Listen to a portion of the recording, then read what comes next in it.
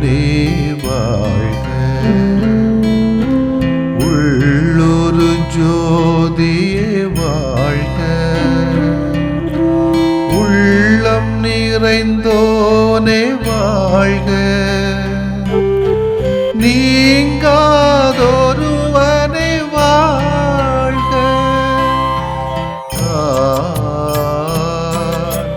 ஒளி பொருந்திய அழியாத ஆன்மா.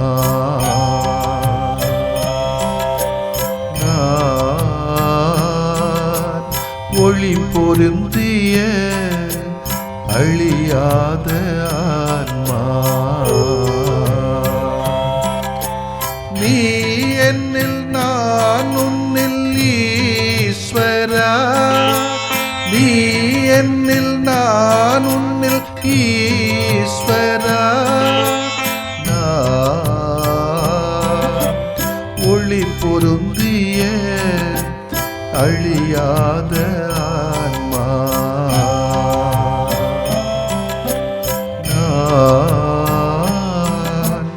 ஒளி பொருந்திய அழியாத ஆன்மா. நம் இதயத்தில் அன்பு இருக்கிறதா? அன்பு இருந்தால்தான் நாம் வாழ்கிறோம்.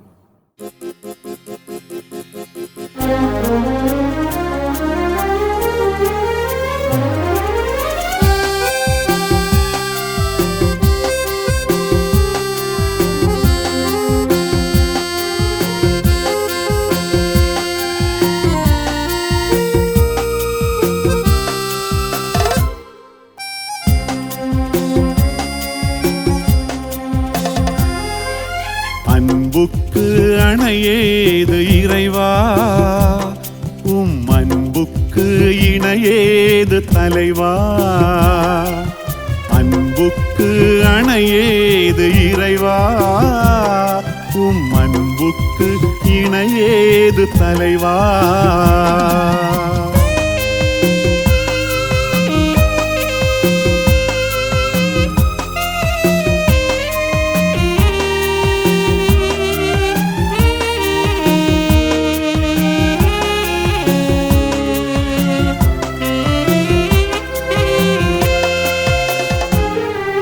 மலை போல என்றும் தொடரான அன்பு. அசையாத மலை போல வலுவான அன்பு.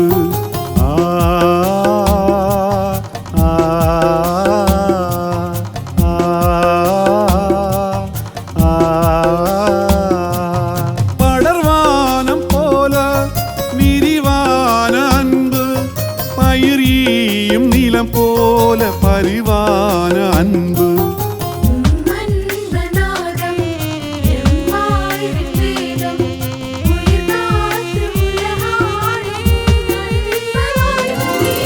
அன்பு அன்பு அன்பு அன்பு அன்பு அன்பு அன்பு அன்பு. அன்புக்கு அணையேது இறைவா. அன்புக்கு இணையேது தலைவா.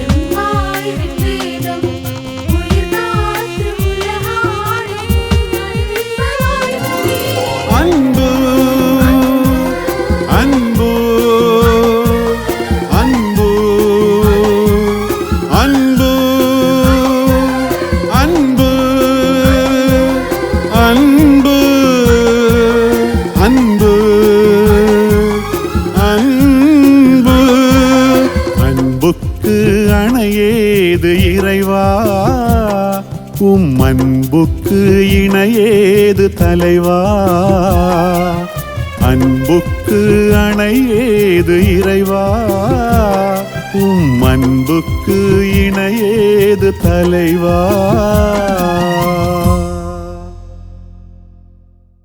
மத்தேயு நற்செய்தி அலகு 21 சொற்றொடர் 23 முதல் 27 வரை. அக்காலத்தில் இயேசு கோவிலுக்குள் சென்று கற்பித்துக் கொண்டிருக்கும் போது தலைமை குருக்களும் மக்களின் மூப்பர்களும் அவரை அணுகி, எந்த அதிகாரத்தால் நீர் இவற்றை செய்கிறேன்? இந்த அதிகாரத்தை உமக்கு கொடுத்தவர் யார் என்று கேட்டார்கள். இயேசு அவர்களுக்கு மறுமொழியாக, நானும் உங்களிடம் ஒரு கேள்வி கேட்கிறேன்.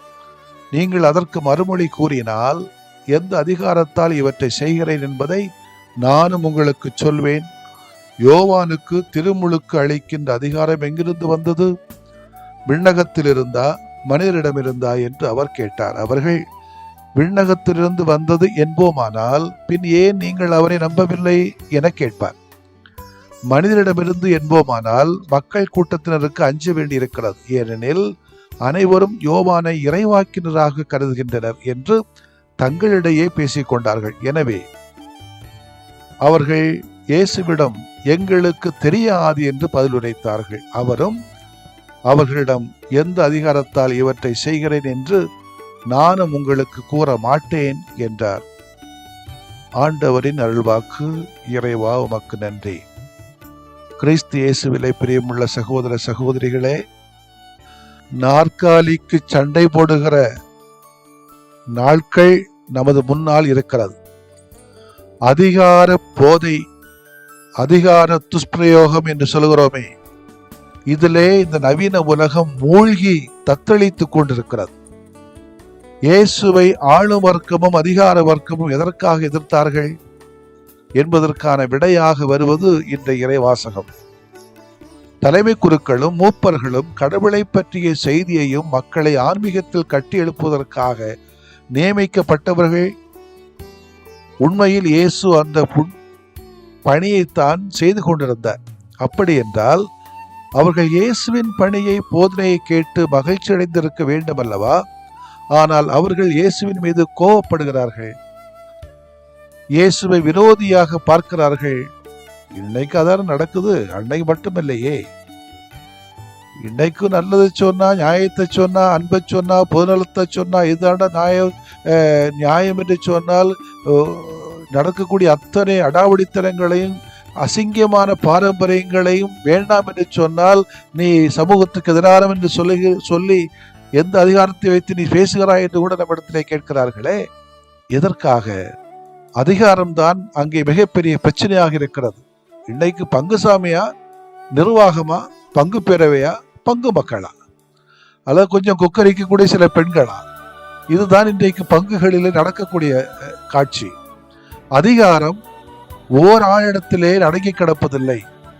அதிகாரத்தினுடைய அடித்தளமே மக்கள் மீது உள்ள அன்பும் கரிசனையும் பாசமும் தான். அது இல்லாமல் அதிகாரத்தை வைத்து ஒன்றும் செய்ய முடியாது.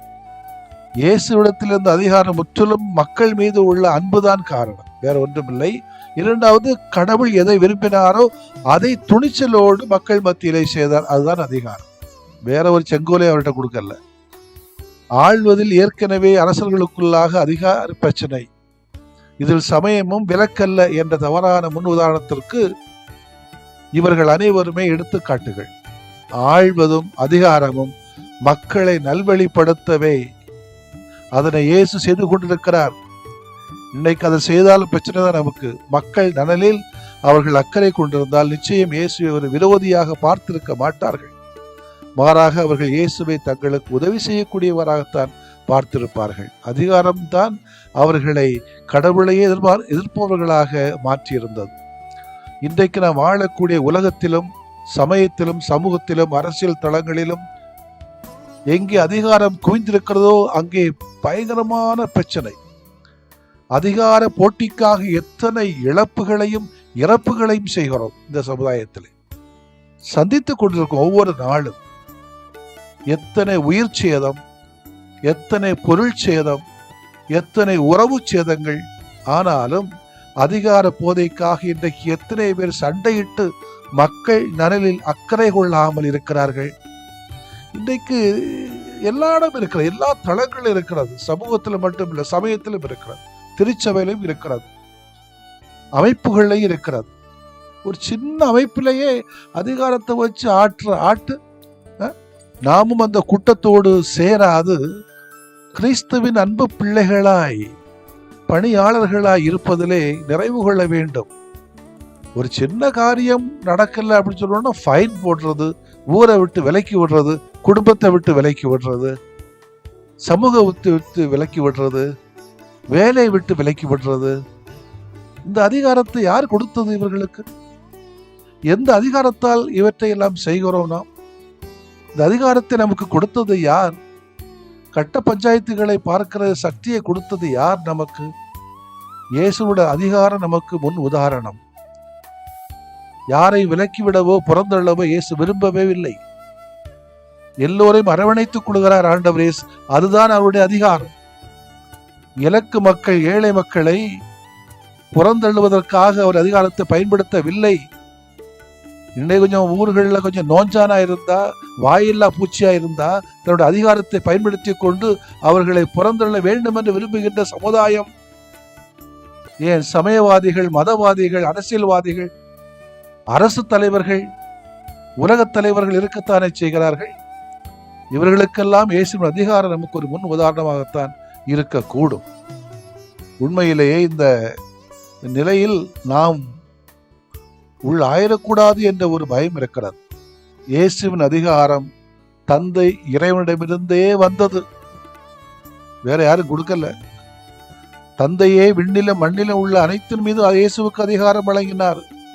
நம்ம கொடுக்கல இயேசுவுக்கு. இந்த அதிகாரம் இரு வகைகளில் இயேசுவிடம் குடிகொண்டிருந்தது. ஒன்று, தந்தை இறைவனோடு அவருக்கு இருந்த நெருக்கம். இயேசு எப்போதும் தந்தையோடு ஒன்றித்திருந்தார். தனது சிந்தனை, செயல் அனைத்திலும் தந்தையின் திருவுளத்தையே மனதில் கொண்டிருந்தார். தனக்கென்று தனியான திட்டங்கள் எதுவும் இயேசுவிடத்திலே இல்லை. தந்தையின் திட்டமே இயேசுவின் திட்டம். எனவேதான் தந்தை இயேசுவை பெருமைப்படுத்தினார். விண்ணிலும் மண்ணிலும் உள்ள அனைத்தின் மீது அவருக்கு அதிகாரம் வழங்கினார். பிலிப்பு 2:6-11 சொல்கிறது. இரண்டாவது, இயேசுவின் வாழ்விலும் பணியிலும் எந்த முரண்பாடுகளும் இருந்ததில்லை. அவர் சொன்னதை செய்தார், செய்ததை போதித்தார். அவரிடம் யாரும் எந்த குற்றமும் காண முடியவில்லை, இயலவில்லை. எனவே இயேசு பிறரின் குற்றங்களை இறைவாக்கிற்குரிய முறையில் சுட்டிக்காட்ட முடிந்தது. தந்தையுடன் நெருக்கம், முரண்பாடற்ற வாழ்வு, இந்த இரண்டும் தான் இயேசுவின் அதிகாரத்தின் ரகசியங்கள். இந்த ரகசியத்தை நாமும் பாதுகாப்போம், இறைவாக்குகளாக மாறுவோம். ஆமேன். மன்றாடுவோமாக. புகழ்ச்சிக்குரியவரான ஆண்டவரே, உம்மை போற்றுகிறோம். உம்மிடமிருந்து அதிகாரத்தை நாங்களும் கொண்டிருக்க விரும்புகிறோம். ஆனால் சுயநலத்தன்மைகள், பிடித்தவன், பிடிக்காதவன், நெருக்கமானவன், நெருக்கமாக இல்லாதவன், குடும்பக்காரன், சொந்தக்காரன், உதவி செய்யக்கூடியவன், ஜால்ரா அடிக்கக்கூடியவன் என்ற ஒரு போர்வையில் எங்களுடைய அதிகாரத்தை முடக்கிக் கொள்ளாமல், அடக்கிக் கொள்ளாமல், நியாயத்தை நியாயமாக, அன்பை அன்பாக, ஏழைகளை நேசிக்கிற மக்களாக, அதிகாரம் கொண்டவர்களாக எங்களை மாற்றும். உம்முடைய திட்டத்தை செயல்படுத்துகின்ற பிள்ளைகளாக எங்களை மாற்றும். எங்களுடைய சொல்லுக்கும் செயலுக்கும் தொடர்புடைய பிள்ளைகளாக எங்களை மாற்றும். முரண்பாடுகள் இல்லாமல் திகழவும் அருளை தாரும். ஆமேன்.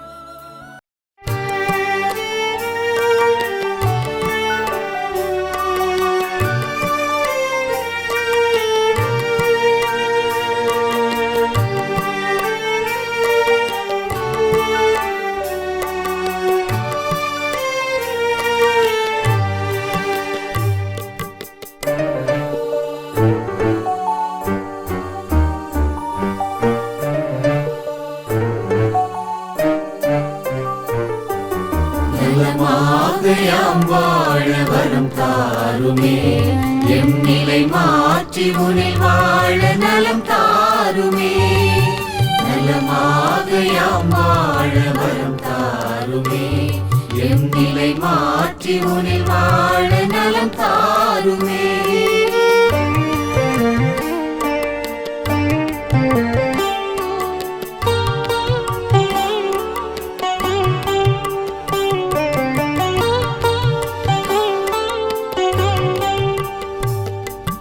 மகிழ்வில்லா மனமென்றால் மனநோயா, அதில் மகிழ்வாக நீ வந்து நலம் தாருமே.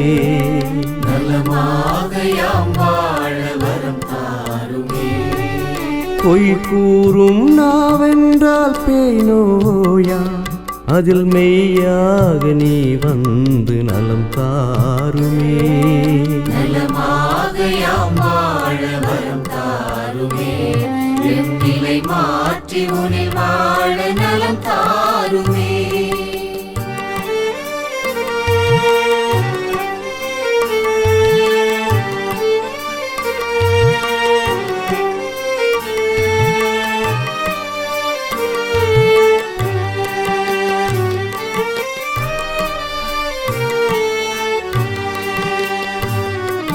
பாராட்டா பண்பென்றால் பகை நோயா, அதில் பண்பாக நீ வந்து நலம் தாருமே. நலமாக யாம் வாழ வரம் தாருமே. சினமொன்றே குணமென்றால் சிரம் நோயா, அதில் சிரிப்பாக நீ வந்து நலம் தாருமே. நலமாக யாம் வாழ வரம் தாருமே. எம் நிலை மாற்றி உனில் வாழ நலம் தாருமே.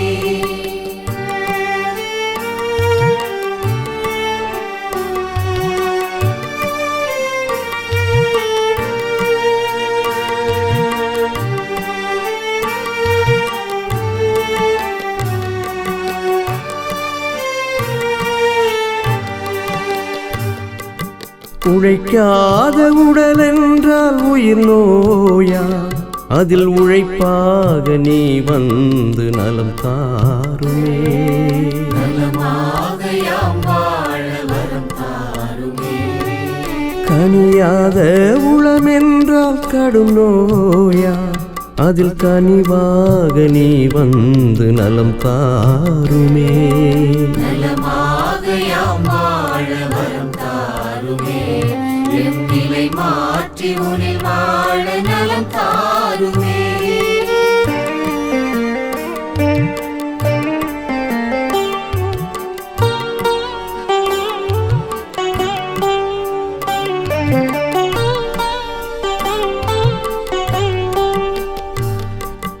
நல்லெண்ணம் இழந்திட்டால் உளநோயா, அதில் நல் உணர்வாய் நீ வந்து நலம் தாருமே.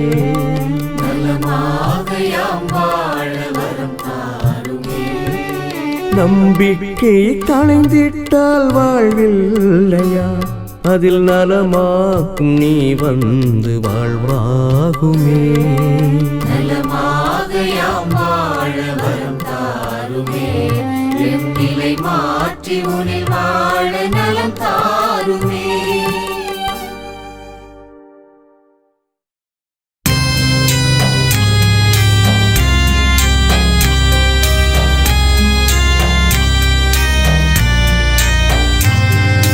மாண்புயரிவருள்ளடையாளத்தை தாழ்ந்து பணிந்து ஆராதிப்போம்.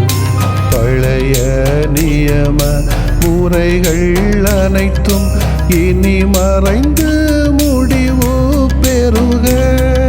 புதிய நியம முறைகள் வருக. புலன்களாலே மனிதன் இதனை அறிய இயலா. குறைகள் நீக்க நம்பிக்கையின் உதவி பெறுக.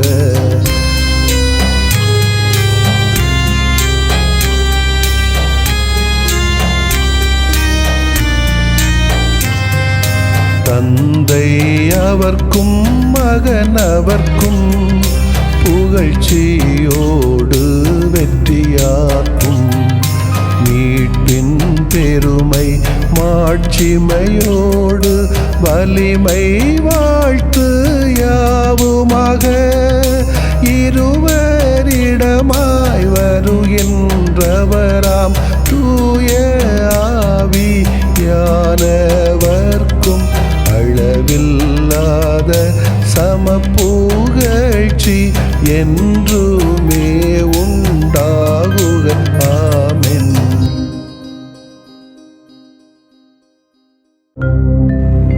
வானின்று அவர்களுக்கு அப்பமளித்தீரே, இனிமையெல்லாம் தன்னகத்தில் கொண்ட அப்பம் இதுவே. மன்றாடுவோமாக.